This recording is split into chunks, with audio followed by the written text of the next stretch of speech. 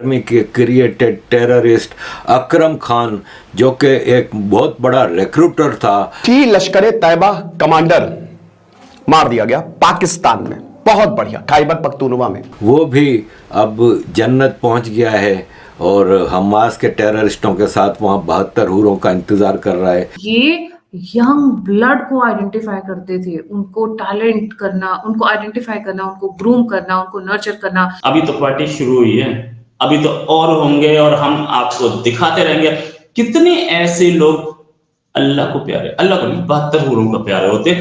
एक आतंकी लश्कर उसकी गला काट दिया था, उसको एलओसी पे उसकी लाश मिली थी, सर कटी लाश, बीहेड कर दिया था, एबडक्ट करके, किडनैप करके। लेकिन अभी 3 महीने में, पिछले 6 महीने में 6 आतंकी मारे गए हैं। हर महीना एक आतंकी मारा जा रहा है। भारत का मकरू चेहरा एक बार फिर बेनकाब हो गया है।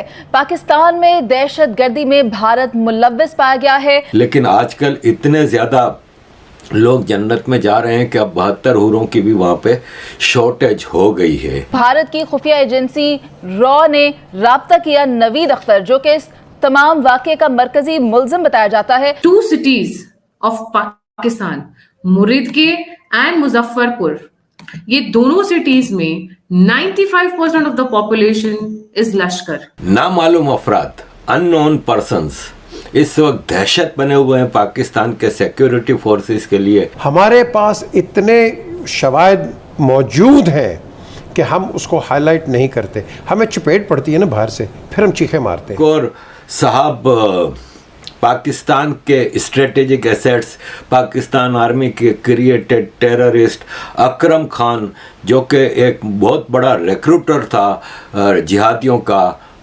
भारत और अफ़गानिस्तान के लिए जिहाद के लिए रिक्रूटमेंट करता था, अकरम खान लश्कर तैयबा का, वो भी अब जन्नत पहुंच गया है और हमास के टेररिस्टों के साथ वहाँ 72 हूरों का इंतज़ार कर रहा है। लेकिन आजकल इतने ज़्यादा लोग जन्नत में जा रहे हैं कि अब 72 हूरों की भी वहाँ पे शॉर्टेज हो गई है। अजीज़ दोस्तों, 6 पाकिस्तान के हाई रैंकिंग ऑफिशियल्स भी किडनैप हो गए हैं एक बहुत ही सिक्योर्ड बेस कैंप से। नामालूम अफराद, अननोन पर्सन्स, इस वक्त दहशत बने हुए हैं पाकिस्तान के सिक्योरिटी फोर्सेस के लिए और पाकिस्तान की टेररिस्टों के लिए।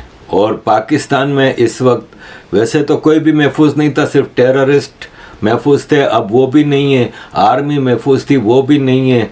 जैसे कि आर्मी का कर्नल, लेफ्टिनेंट कर्नल मारा गया और इस तरह कई लोग आर्मी के कुत्ते की मौत मारे जा रहे हैं।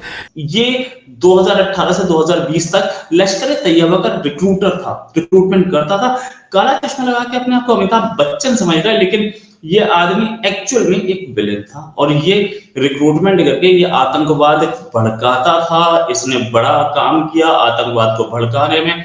साथ में ये आदमी इंडिया के खिलाफ बहुत बोलता था, टारगेट तो था ही इंडिया के, लेकिन जिसने भी काम किया बड़ा अच्छा किया, बहुत दिन से नजर में था हमारे। जय हिंद दोस्तों। तो लश्कर का कमांडर अकरम खान, एलओसी के पास इसकी लाश मिलती है और लाश भी उसी अंदाज में मिलती है, सड़ धड़ से अलग।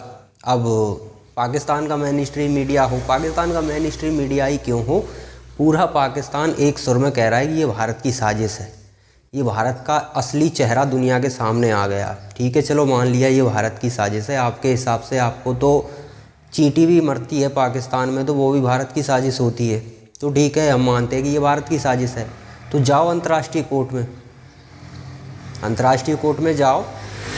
नहीं जा सकते, क्यों नहीं जा सकते? क्योंकि एविडेंस मांगेंगे। अब ये कोई मीडिया तो है नहीं कि मीडिया पे आकर बस चिल्ला दिया कि ये तो भारत की साजिश है, भारत की साजिश है। आप अंतर्राष्ट्रीय कोर्ट में जाओगे तो वहाँ पर वो कहेंगे अच्छा ये भारत ने किया है, आपको लगता है? तो हाँ बिल्कुल, आप तो बैठे ही हो यही करने के लिए कि यहाँ ये भारत ने ही किया है। तो वो कहेंगे चलो ठीक है, एविडेंस रखिए, इसमें भारत का कहाँ से क्या एंगल भारत का है, तो कुछ आप एविडेंस रखिए। तो आप एविडेंस नहीं रख पाओगे तो वो लात मार के आपको भगा देंगे। अंतर्राष्ट्रीय कोर्ट है वो, वहाँ पर आपको एविडेंस देने होते हैं। विदाउट एविडेंस के सीधा एलिगेशन लगा देने से क्या होगा? आप तो सीधा सीधा भारत पे एलिगेशन लगा रहे हैं इस व्यक्ति के मरने का। अब ये टेररिस्ट था, इसने हालांकि भारत के लिए बहुत काम किए हैं। भारत में जो कुछ हुआ है उसमें इसका काफ़ी रोल है आतंकी घटनाओं में। जैसे कि कश्मीर में इसने कई लोगों को टेररिस्ट तैयार किए हैं, इसने भड़काने के बाद कई लोगों को भड़का, इनका काम ही यही है ना। अब जैसे आप देखिए हमास के जो टॉप लीडर हैं, हमास के जो टच मुल्ले हैं वो तो निपट रहे हैं गाज़ा में, लेकिन जो टॉप लीडर हैं वो कहाँ बैठे हुए हैं, कतर में बैठे हुए हैं। और आपको पता है उनकी संपत्ति किसी की 4 बिलियन डॉलर में है।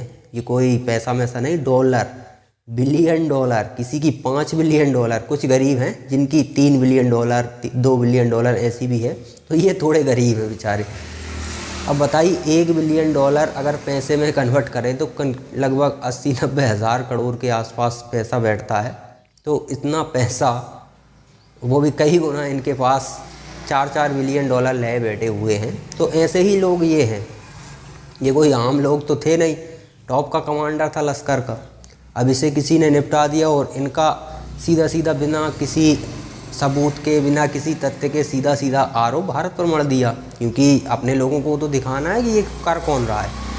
इसके पीछे का मेन रीज़न मेरे हिसाब से क्या है, जैसे कि किसी शहर का एग्जांपल देता हूँ मैं आपको। किसी शहर में एक गुंडा होता है, पैसे उगाही करना उसका काम है, लोगों को पीटना मारना, ये सब धंधा। इससे ही 2 लोगों की ज़मीनें कब्जाना, पैसा तो आएगा ना कहीं से, बिजनेस तो कर नहीं सकते। ऐसे लोग कोई अच्छा काम थोड़ी ना कर सकते हैं। आप सोचो कि कोई शॉप खोल के बैठ जाएं या किसी तरह का बिजनेस करने लगें, व्यापार करने लगें, ये तो इनसे उम्मीद ही नहीं कर सकते आप।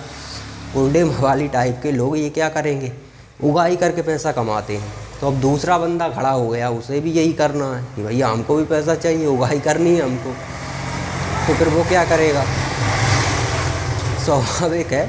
अब 2 व्यक्ति यदि एक शहर में उगाही करने के लिए, लूटपाट करने के लिए 2 गुंडे खड़े होंगे, तो या तो किसी एक को एक का चेला बनना पड़ेगा, और गुंडे तो एक दूसरे का चेला बनने से रहे, तो उनका पूरा प्लान हुआ कि सामने वाले को निपटा दिया जाए। तो यही इनका हुआ है। एलओसी के पास जिस हिसाब से इनको सर धड़ से अलग किया गया है, ये काम तो पाकिस्तान ही करते हैं। इसमें रॉ का हाथ है, कहीं रॉ का हाथ नहीं है। रॉ अगर निपटाती तो उसका तरीका अलग होता है। और रॉ इन टिचपुंजों को मारने में ना कोई इंटरेस्ट रॉ को है, क्योंकि भारत इस समय जिस तेज़ी से उसकी इकोनॉमी बढ़ रही है, उसमें किसी भी तरह का कोई दाग लगे कि पाकिस्तान के पास एविडेंस तो मिल ही जाते हैं। यदि आपके देश में आकर कोई कुछ भी करता है तो आपको एविडेंस तो फिर मिल ही जाएंगे, जांच करोगे वगैरह तो थोड़ा बहुत एविडेंस क्लू तो मिल ही जाता है। उससे भारत की छवि थोड़ी बहुत भी धूमिल हो, तो भारत ऐसा नहीं चाहेगा, और भारत ऐसा कभी करता भी नहीं, ना तो ट्रैक रिकॉर्ड रहा है भारत का। ठीक है, ये काम आपस में ये लोग कर रहे हैं, क्योंकि पाकिस्तान में ऐसा तो है नहीं कि ये लश्कर का टॉप कमांडर है तो लश्कर ही अकेला है। टीटीपी है, और भी नए नए, अभी एक नया आया था जिसने इनके एयरक्राफ्ट उड़ाए थे, वो उसने नया था कोई, उसने जिम्मेदारी ली थी। तो एक से चढ़कर एक हैं, एक दूसरे को निपटाने में लगी हुई है, क्योंकि स्वाभाविक है 50 आतंकी संगठन एक साथ मिलकर काम थोड़ी ना कर सकते हैं पाकिस्तान में। पाकिस्तान की सत्ता हथियाना चाहते हैं तो कोई एक ही हथियाएगा, बाकी को तो निपटना पड़ेगा, स्वाभाविक है, वही चल रहा है। और ये दूसरों को निपटाने के लिए ये आतंकी पाकिस्तान ने तैयार किए थे, वो एक दूसरे को निपटा रहे हैं, खुद की पब्लिक को भी निपटा रहे हैं, खुद की सेना को निपटा रहे हैं, कोई बाहर से तो आते नहीं। अब ये जो आतंकी संगठन पाकिस्तान में है, ये किसके द्वारा चलाए जा रहे हैं? इनके हिसाब से भारत के द्वारा। बताइए, दुनिया भर के आतंकी पाकिस्तान में बैठे हुए हैं, और जो आतंकी इन्हें ठोक रहे हैं वो तो भारत उन्हें फंडिंग कर रहा है, भारत के आतंकी हैं वो। बताइए, जबकि भारत खुद कहता है कि आतंकी हैं, हमारा उनसे कोई लेना देना नहीं। वो आतंकी, आपके पास एविडेंस है तो आप दुनिया को दिखाइए ना, एविडेंस होना भी तो ज़रूरी है। विदाउट एविडेंस के आप कुछ भी एलिगेशन लगा सकते हैं। तो इनके पीछे यही एक रीज़न लगता है मुझे, तो मेरे हिसाब से, बाकी होने को तो कुछ भी हो सकता है, लेकिन रॉ का हाथ तो इसमें असंभव है। भारत तो पाकिस्तान पर ध्यान देगा, भारत तो बहुत आगे जा रहा है, भारत का ध्यान पीछे है ही नहीं, भारत तो सिर्फ आगे देख रहा है। तो यहाँ पर ये आपस में निपट रहे हैं, क्योंकि एक के बाद एक इतनी तेज़ी से ये निपटना है इनका। तो इसमें एक ही एंगल लगता है कि एक आतंकी संगठन दूसरे आतंकी संगठन को साइड कर रहा है, क्योंकि अपना वर्चस्व तो तभी बढ़ेगा जब अपना कॉम्पिटिटर साइड होगा। यही पाकिस्तान में हो रहा है।